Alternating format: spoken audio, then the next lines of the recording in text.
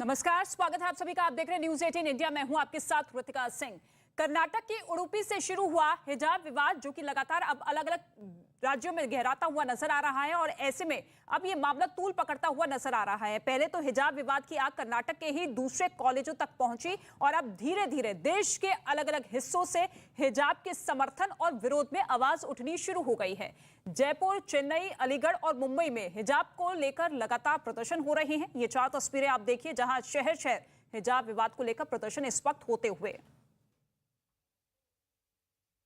और सबसे पहले मुंबई के कल्याण की तस्वीर आपको दिखाते हैं, जहां हिजाब पर प्रदर्शन को लेकर मुस्लिम महिलाओं और कांग्रेस की महिला कार्यकर्ताओं के बीच हुई हाथापाई और झड़प हो गई।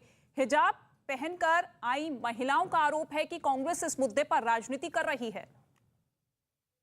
और सिलेबस सेम है तो यूनिफॉर्म भी सेम होना चाहिए, क्योंकि एक क्लास में हर एक रिलीजन के लोग, और तो उनको अलग अलग सिलेबस नहीं सिखाते पढ़ाते।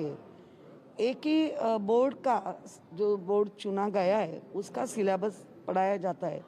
तो वही स्कूल का एक नियम है, वही स्कूल का एक रूल होता है कि यूनिफॉर्म होना चाहिए। और हिजाब विवाद पर महाराष्ट्र की राजनीति भी गर्म हो चुकी है। इसी को लेकर मुंबई की मेयर किशोर पेडनेकर की प्रतिक्रिया सामने आई है। उनका मानना यह है कि स्कूल में जब सिलेबस एक है तो फिर पहनावा अलग अलग क्यों। हिजाब को लेकर अब राजस्थान में भी जो लड़कियां हैं उन्होंने भी आवाज उठाई है, जबकि सुप्रीम कोर्ट ने कह दिया कि इसे राष्ट्रवादी मुद्दा बनाने की जरूरत नहीं है। साफ नजर आ रहा है कि जो कल तक विद्यार्थी आराम से अपनी शिक्षा का ग्रहण कर रहे थे, सीख रहे थे, अचानक से उनके वो हिजाब पहनने लगे।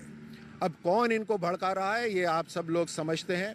ये बार बार उंगली उठाते हैं भारतीय जनता पार्टी पे कि आप कम्युनल हैं, आप पोलराइजेशन कर रहे हैं। अब साफ नज़र आ रहा है कि पोलराइजेशन कौन कर रहा है, और ये इनका एक पूरा टूल किट है किस तरह से अलग अलग लेवल बढ़ाया जाए, कहाँ सुप्रीम कोर्ट में जाया जाए, कब विदेश से आर्टिकल्स लिखने लोग, विदेशी लोग अब हमारे ऊपर कमेंट करने लग जाएंगे और भड़काने वाले ये सारे लोग हैं।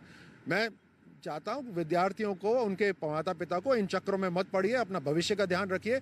हम सब लोग आगे बढ़ रहे हैं, पूरा देश आगे बढ़ रहा है, इसमें हर धर्म है हमारे देश के अंदर। तो इस तरह की बातें, इस तरह की ये पूरा पॉलिटिकल है।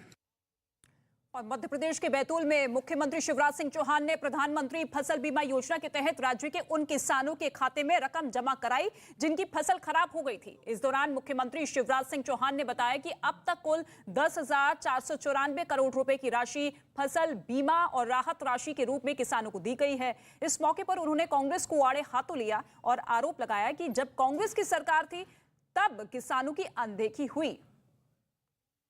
76 करोड़ रुपए की राहत की राशि पहले डाली थी। अगर अब ये जोड़ ली जाए 7,618 करोड़ रुपया और 2,876 करोड़ रुपया, तो ये कुल मिला के होती है 10,494 करोड़ रुपया। 10,494 करोड़ रुपया ये फसल बीमा के रूप में और राहत की राशि के रूप में। किसान भाइयों, आज मुझे दिल पे हाथ रख के बताना, आपसे भी पूछ रहा हूं और मध्य प्रदेश के हर पंचायत में बैठे किसानों से भी पूछ रहा हूं, बताओ कांग्रेस की सरकार ने कभी इतनी बड़ी राहत की राशि दी है क्या?